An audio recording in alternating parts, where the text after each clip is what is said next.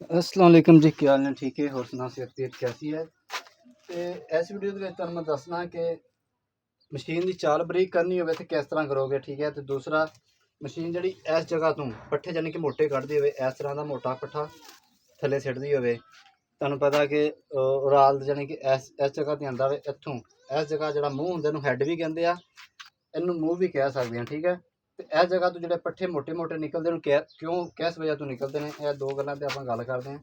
पहला तो जो आप मशीन की चाल मोटी करनी है या बरीक करनी है, सिंपल जहा करो।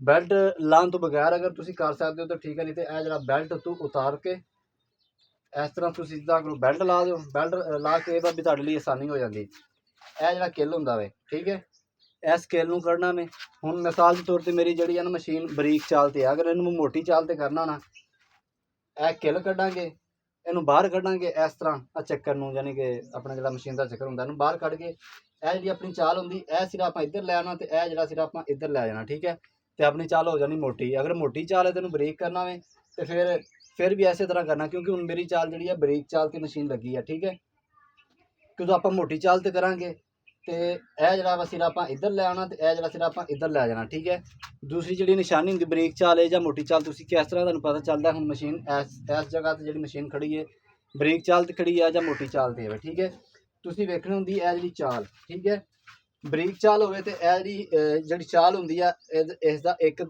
दरा होंदा, यानी कि एक सर्कल होंदा वे। अगर मोटी चाल हो तो दो सर्कल बन जाते हैं। यह चेक करो, इतों स्टार्ट हो रहा वे, यह जगह तो स्टार्ट हो रही तो यह जगह तो एंड हो रही, यानी कि दो चक्कर मिल के बन जाते हैं।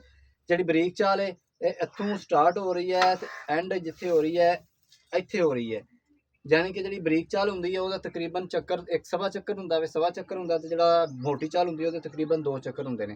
ठीक है, जी यानी कि जै सिर्फ सर्कल ज़्यादा हो जी चाल जो बार है चाल के उत्ते ज़्यादा हो मोटी चाल होंगी, जिधर थोड़ा हो बरीक चाल होंगी। ठीक है, दूसरा जो इतों पट्ठे निकलते हैं मोटे, जिन्हों कहते आप भी मशीन मोटा पट्ठा बड़ा मारती है, यानी कि सही कुतरती नहीं है, पट्ठे मोटे मोटे करती है, जो जानवर सही तरह खाते नहीं है। तो यह जो अपना टोका होंगे ना, यह जी अपन दो धक्का होंगे ने, इस पर डिपेंड करता है टोका जो तुहाडा मूँह, जो टोका जो मशीन का मूँह ने हैड ये बिल्कुल टच होके जाना चाहिए।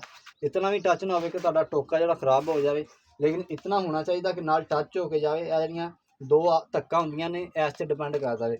बाकी तो ओवरऑल जो तुहाडा टोका वे ना, वो तुहाडी मशीन नूं वे इस तरह टच करके जाना चाहिए है, इस तरह मशीन नूं जो हैड है इन टोका जो पूरा वे टच करके जाए, तो फिर तुहाडी मशीन जो मोटा नहीं मारेगी, यानी कि बरीक चाल है तो बरीक बरीक पट्ठे कुतरेगी। जिस तरह तुहानूं पट्ठे कुतरे नज़र भी आ रहे हैं, यह चेक करो, इस तरह के बरीक बरीक पट्ठे कढ़ेगी अगर तुसीं तुहाडा टोका वे टच करके जाता है। ठीक है, तो ज़्यादातर जी मशीन मोटा मार दी इस जगह तो मारती होंगी है या इस जगह तो मारती होंगी, तो इसका डिपेंड करता है। जो दो धक्का यह दो धक्का होंगे तो यह दो धक्का होंगे, इन्हों तुम टाइट करोगे टोका तुहाडे नाल टच हो जाएगा, तो फिर मशीन तुहाडा कुतरा सही करेगी, यानी कि मोटा छोटा नहीं मारेगी, बिल्कुल सही कुतरेगी, तो जो जानवर भी शौक ना खाते हैं।